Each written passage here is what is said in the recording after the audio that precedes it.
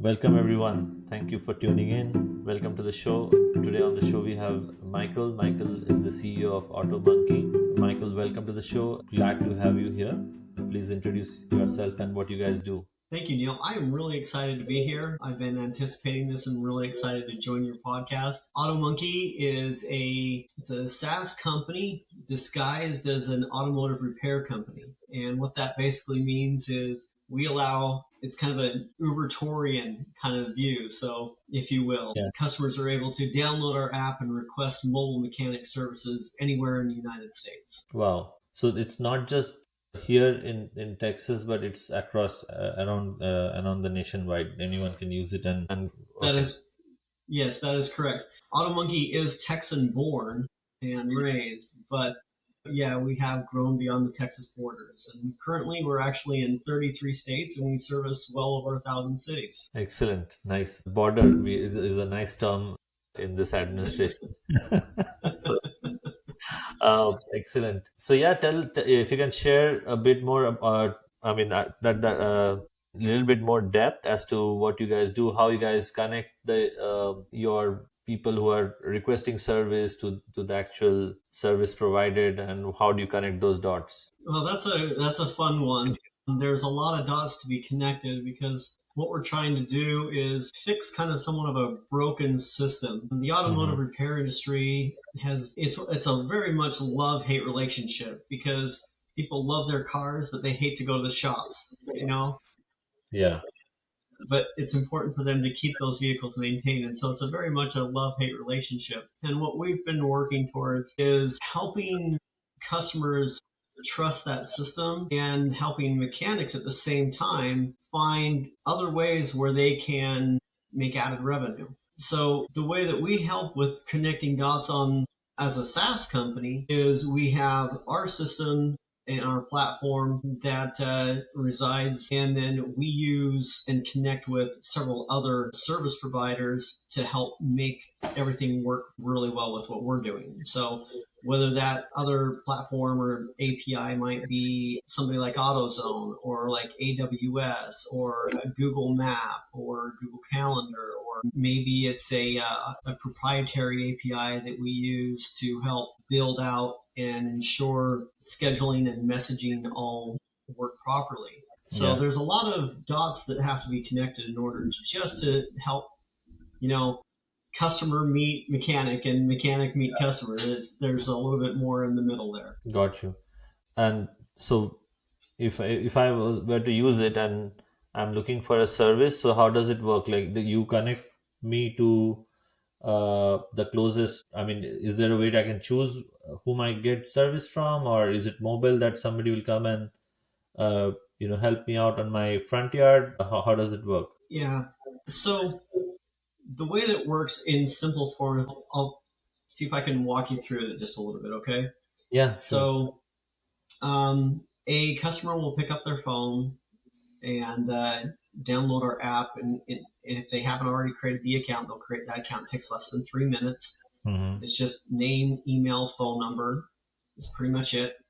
And then they'll pin their location where they're at to ensure that there's a service provider in their area. Okay. And then they can request any number of services, from getting their brakes done or having their alternator replaced to getting a diagnostic because they don't really know what the issue is. We provide them with the price or the estimate for that service, and then once they approve that estimate, they are then connected to the mechanics out there. So the app will then notify all the mechanics in the customer's area, and it's kind of a first come first serve. The mechanic will pick up the work and then schedule a time with that customer. Now, more recently though, we have added the option for customers to, once they approve the estimate, we have added an option for customers to choose a mechanic and time. And all the mechanics in that area are listed with their ratings and mileage um, distance from the mechanic to the customer, so they can choose based on that, and then the mechanic schedules availability are shown, and they can simply choose a time if they want to, and move that way. Or they can go the other route, as we discussed before, and click skip, and it'll just go into a general queue. But that's essentially how it works. And the Yeah. mechanic shows up wherever they pin their location and takes care of the car. Nice. And so the set of mechanics in that area will is first come first serve. You're saying who gets to choose. The customer is just letting. What does the customer choose? Like as a user, like does he have any choice of selecting what service location he wants to get it from, or it's pretty much whoever picks it up first? They have the option. They can either choose the service provider to come out to their location and fix their car, or they can skip the selection process and it will go into a, Okay. a general queue, for lack of a better way, like a round robin, whoever picks Round it up robin, yeah, first, kind of thing. makes sense. So the customer has the option of Okay. doing either one. You're giving the customer both the options, which is good. Nice. Yeah, we thought so too. Okay, excellent. So, and at that point, then it's seamless. Like they dispatch someone, and then the service provider comes and fixes the car, and then they get paid. I'm assuming through the app itself. Yeah, and everything's really done through the app. It's a very seamless, it's a very seamless process for the customer and the mechanic. Really, Mm-hmm. payments are all done through the app. The mechanic doesn't have to worry about collecting payments. They don't have to worry about billing. They don't have to worry about merchant fees or anything like that. And the customer doesn't have to worry about if they're going to get robbed because they're paying in cash. Mm-hmm. And robbed by meaning they have recourse because they have a receipt in hand. They have tracked money that Mm-hmm. way, as well as all of the communication that's kept with inside the app. So they can Mm-hmm. always refer back to that and have a good paper trail. And that really helps to facilitate the 2-year, 24,000-mile warranty that we offer in certain cases. It's really a great way to go. Very cool. We've listened to a lot of customer feedback and we've made changes along the way to help improve customer relations and the customer experience in the app. So it's really been a great journey that way as we've tried our best to marry what's considered to be high touch versus high tech. Yeah, And so that's something that we really have tried hard to merge those two. very cool. So, what led you to start this business? Oh goodness, that's a fun story. As I mentioned before, it's kind of like I was having some problems with my own car, um, and I was just finishing up some coursework and at graduate school, and was learning a little bit about Uber and these other apps that are out there. And I ended up having to tow my car. It was a Yeah. fairly brand new vehicle. It only had, I think, 15,000 miles on it at the time. And I had to have it towed to the shop. And then I spent 2 weeks finding rides to and from work every day. And it was just really painful. Mm.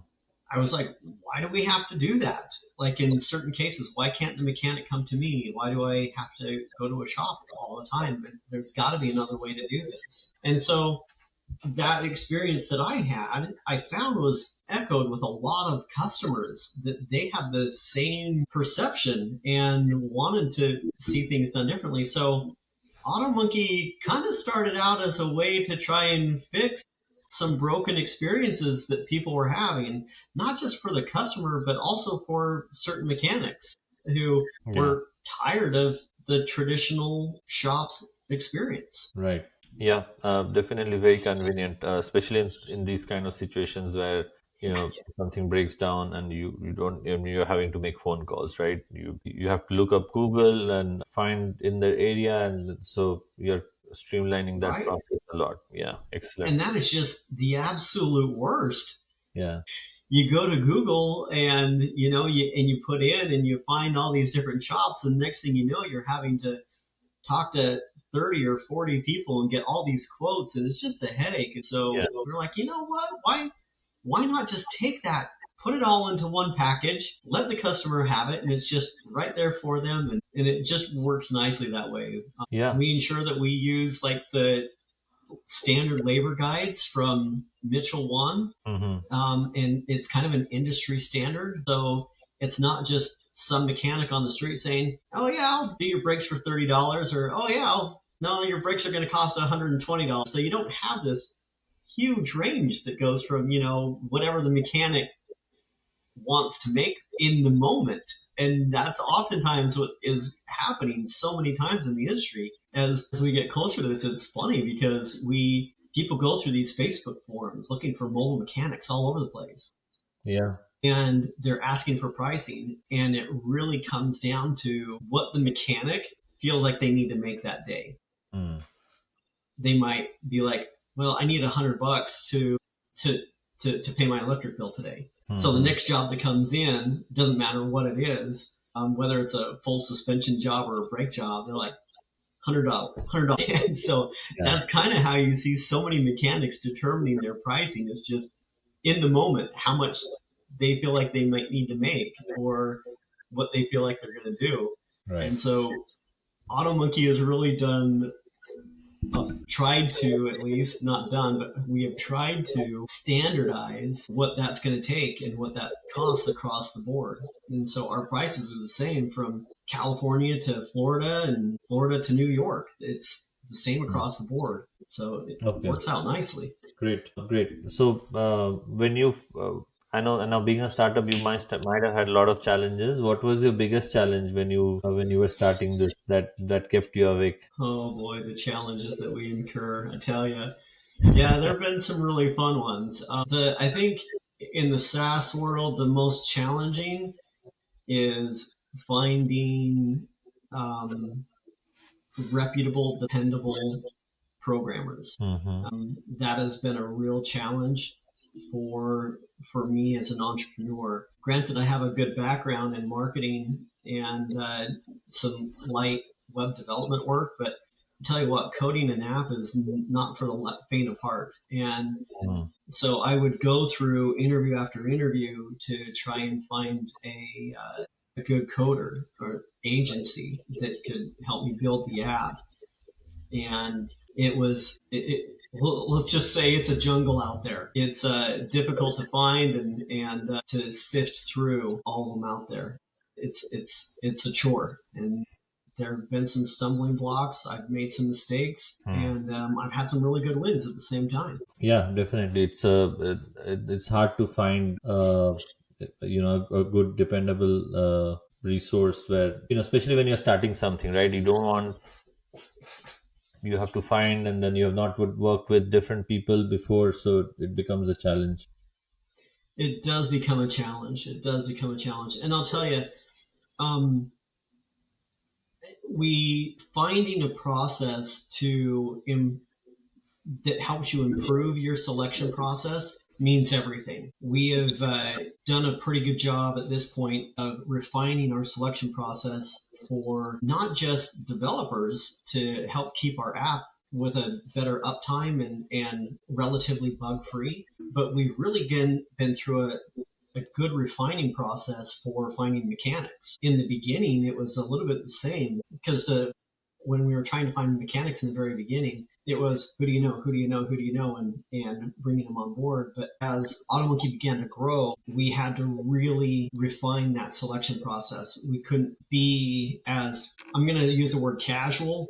I Hmm. know that sounds bad, but we couldn't be as casual in our selection process. So today we're very meticulous in that selection process where we really kind of put them through the ringer and stretch out that process. And we do that purposefully because through having them fill out forms to one of the things we do is they all have to take a 50-minute test um, that they go through. A good portion of the questions are ASE certification based questions or and then as well as customer service type questions because we want to make sure that not only does our tech know what they're doing with a car, but we want to make sure that we are picking out those people that know how to work with customers as well. Hmm. And so there's a little bit of a balance that has to happen there. And so the refining process that we've gone through on that has been a little Hmm. bit of a road trip, but I'll tell you, it's been gold. Once you get that process done, and once you kind of get that refinement in, it really helps everything. Okay. Yeah, from A to absolutely. Z. Absolutely. So we'll shift towards a little bit of the fact, towards your mark. You said you were in marketing, right? You do the marketing for this. So what were some of your challenges initial days to get clients onboarded? What was your go-to market strategy? How did you have users adopt this product? That's a fun one. Admittedly, I went with a strategy that's a little unconventional, to be honest, in terms of growth. In the beginning, it was very much just guerrilla warfare. You go out, you work hard to create the brand, what that brand's going to look like, how that brand is going to be represented, Mm-hmm. how it's going to talk, act, be. Those are all important factors in the marketing strategy and what you're doing is ensuring that you have a good brand and that that brand resonates with people. And one of the things that I found, and this is a fun one of the things I found is um, as we were growing, we had a couple investors initially and a couple PR people that didn't like the name of our company. And they're like, have you considered changing the name of your company? Because of the current political climate 5 years ago. I'm like, no. So some things are politically charged, and you have to be able to weigh through what is a trend or a fad and what really works and makes sense. Mm-hmm. And while one or two investors, and it was two particular PR people that didn't like the name of the company, particularly Monkey, but in all honesty, Grease Monkey it's an enduring term for any mechanic. It's who they are. It's their persona. That's their identity. Mm-hmm. And so it doesn't matter to them. Like that is what they are. And so that was kind of a funny thing. But what we found is what I wanted to also portray in that is part of our logo is a monkey holding a wrench and giving the thumbs up symbol. And I saw so that. yeah, and with a big smile on his face. And that was one thing we really wanted to convey in our brand was that service with a smile, that jovial person that is there to help through thick and thin. Yeah. And it's resonated with a lot of customers. Yeah, definitely. I'm glad you did not change it and you kept it the way it is. Thank you. Cool. So, and this is more towards B2C, right? I mean, but you're doing B2B also in the back end because you're partnering with the service centers and stuff like that, right? In the back end. That is correct. That is correct. So AutoMonkey is mostly a B2C company. Mm-hmm. We work directly the directly with users, residential users. But on the B2B side, we are working to contract with fleets and corporations to keep their vehicles up and running so we can help them with their uptime, mobility Yeah. uptime. But in addition, we're working with companies and providing them with benefits that they can extend to their employees in a way to facilitate job satisfaction. Mm-hmm. And for them, they look at it as if my employee doesn't have to take off a day to go to the shop, that works for us. Mm-hmm. And the employee also looks at it as, hey, if I don't have to take off a day to go to the shop, that's great for me too, because I can use that day off for actually doing something cool, like, going to the beach Right. rather than sitting in some stinky, sweaty, dirty shop waiting for Yeah. the brakes to get done on my car. So there is Yeah. that. Right. So, as for B2C, what was your marketing strategy when you did a go to market? Like, did you use ads uh, or was it through word of mouth or reference? What channels worked for you best? Primarily in the beginning, it was search engine optimization. It was, again, establishing that brand and then ensuring that the optimization for website, social media was being seen and getting known. And part of optimization comes down to word of mouth too. I have to admit I did lean on my personal network a little bit. Friends Mm-hmm. and family, people I knew on LinkedIn, old coworkers. It's like, hey, I've got this great new company. You should try it out. I've got this great new app. You really should try it out. We've got great mechanics. So there's a lot of that went into it. in the B2C, right? How you initially your friends and families, relatives, in your reference, right? Warm leads, basically. Yeah. So I was saying that in the beginning, we would use we'd rely more on organic stuff. So Yeah. ensuring that search engine optimization was there, ensuring that our social media was working properly and that we were resonating with the audience. Yeah. And like I said, I have to admit that I did lean on friends and family a little bit and kind of twist their arm a little bit and be like, hey, we got this great new app out there. You really should try it and move forward on that. But as we've matured a little bit, as we started to grow, we've more migrated or migrating more towards Google Ads and leveraging Google Ads more Hmm. than anything else. We have tried Meta, and in the past, Meta actually worked better than Google Ads, but there's a trend difference right now in the way that Meta is using their algorithms and Meta is and the way that really the way that end users and customers are interacting with Facebook ads, Instagram ads. And so there's been a real shift in how that's working. So we don't see as much of the conversion rate factor. We don't see as much as the engagement Okay. from Meta that we used to before. What we are seeing with ads is we are seeing that people are engaging more on Google. And with that, we're seeing a great trend in ChatGPT as people are starting to search more with AI and Mhm. modules than with even with Google. Yeah. And so ensuring that our website reads properly for ChatGPT and other AIs is really kind of essential for us in our marketing strategy today. And it's real fun when we get calls all the time from customers and we ask them, hey, how did you find us? They're like, ChatGPT told me to call you. And I was like, oh, sweet. That's awesome. Is that so your SEO is helping you when they search for you, or the AI is picking up from there because you have the SEO there, right? So, That is correct. That is correct. So yeah, it's when you really got to make sure that your strategies all marry into each other right, exactly. and move forward on that. So that is something that we really need to work on. And I think it's not just us as I'm looking, but I think that's across the board, marketers in general and startup companies. As they're trying to grow, they really have to pay attention to what machine learning and AI is doing because that will in the future make or break their company. Yeah. And then what strategies do you use to reach out to the B2B company, for your B2B? Like, because you also need them. I mean, it's not exposed to the front users, but you need that in the back end to onboard them, right? So that they show up. Yes. So on the B2B side, it's the marketing strategy is a little bit different and the messaging is a little bit different.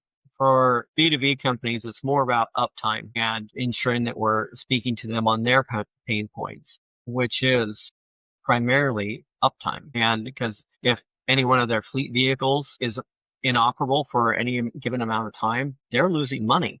Their Mhm.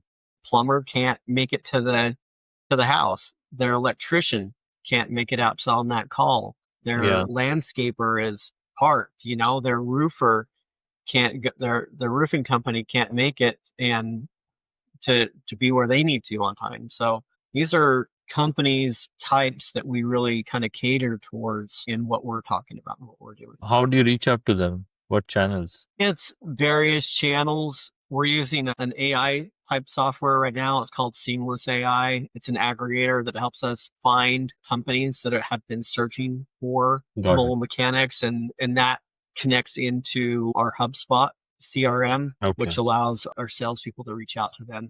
Got you. Very cool. And what are your plans for the next year or so? Like coming to 2026, how do you guys plan to scale? In 26, as we plan to scale, we're we're doubling down on advertising, frankly.